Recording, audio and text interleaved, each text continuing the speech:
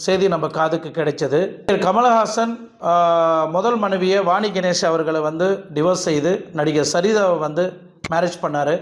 அதுக்கப்புறம் அவங்களுக்கும் டிவோர்ஸ் கொடுத்து நடிகை கௌதமி கூட ரொம்ப நாளாக லீவிங் ரிலேஷன்ஷிப்பில் ஒரே வீட்டில் வாழ்ந்துட்டு வந்தாங்க. இப்படியாப்பட்ட பெரிய செலிப்ரிட்டியே ரொம்ப ஈஸியாக வந்து ஒரு தாலி கட்டின மனைவியை வந்து ரொம்ப எந்த ஒரு டென்ஷனும் இல்லாமல், எந்த ஒரு வலியும் இல்லாமல், எந்த ஒரு வேதனையும் இல்லாமல் இவ்வளோ ஈஸியாக எப்படி டிவோர்ஸ் பண்ண முடியும் அப்படின்றது பொதுமக்களுக்கு நிறைய கேள்விக்குறி இருக்குது.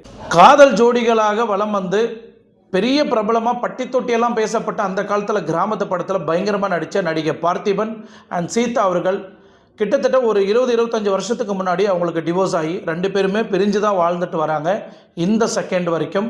சமீபத்தில் நடிகர் பார்த்திபன் வந்து ஒரு வீடியோவில் வந்து தன்னோட வலியை வந்து வெளிப்படுத்தியிருந்தார். அவ்வளோ அற்புதமாக இருந்தது. ரொம்ப ஹார்ட் டச்சிங்.